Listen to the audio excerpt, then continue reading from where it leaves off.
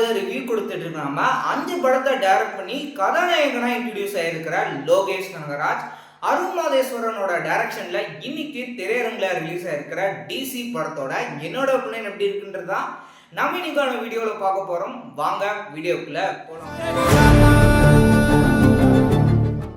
அப்பாக்கும் மகனுக்கும் சண்டை ஏற்பட்டிருக்கு. ஏன்னா மகனான தேவதாஸ் ஒரு கேங்ஸ்டரா இருக்கிறாரு.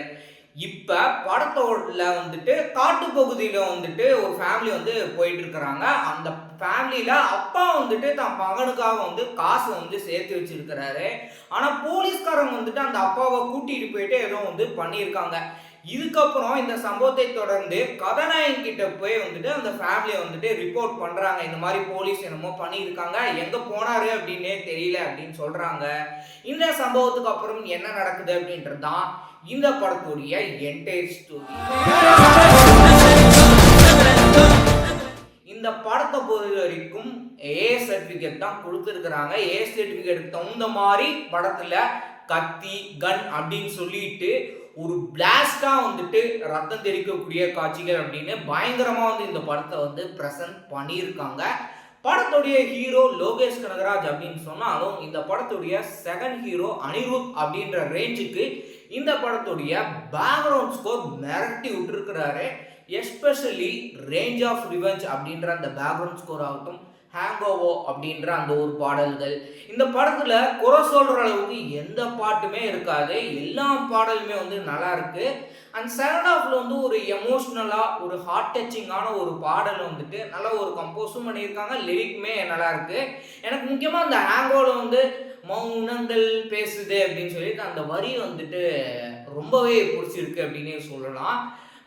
பேக்ரவுண்ட் ஸ்கோர் இந்த படத்துடைய செகண்ட் ஆஃப் ஃபர்ஸ்ட் ஆஃப் அப்படின்னு சொல்லிட்டு இந்த படத்துடைய திரைக்கதை எங்கேஜா கொண்டு போனதுக்கான காரணமே அனிருத் தான். ஸோ தட் அவர் செகண்ட் ஹீரோ அப்படின்னு பிளேஸ்ல இருக்கலாம்.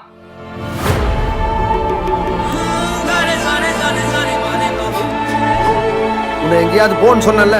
Come to Lokesh Kanagaraj. லோகேஷ் கனகராஜை பொறுத்த வரைக்கும் அவரை சம்பவங்கள் படத்துல பார்த்துருப்போம். விக்ரம், லியோ, மாஸ்டர் இப்படின்னு சொல்லிட்டு போலாம், கைதி, இந்த மாதிரி ஒரு டைரக்டரா சம்பவம் பண்ணவர் கதாநாயகனா இன்ட்ரடியூஸ் ஆகி இதுலயும் பயங்கரமான சம்பவத்தை பண்ணியிருக்காரு. எஸ்பெஷலி இன்ட்ரோல் பிளாக்ல வரக்கூடிய ஃபைட்டிங் சீன் அண்ட் கிளைமேக்ஸ்ல வரக்கூடிய ஃபைட்டிங் சீன் பயங்கரமா கொண்டு போயிருந்தாங்க.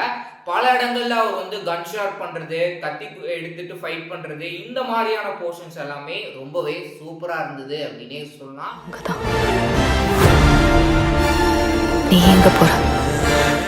படத்துல கதாநாயகியா 2 பேர் நடிச்சிருக்காங்க. தனக்குன்னு கொடுக்கப்பட்ட கேரக்டரும் நல்லா இருக்கு. எதிர்பாராத ஒரு ட்விஸ்ட் அண்ட் டர்ன்ஸ் அப்படின்னு சொல்லிட்டு இந்த படத்தை நல்ல ஒரு ஆக்ஷன் மூவியா பிரசன்ட் பண்ணியிருக்காரு அருண் மாதேஸ்வரன்.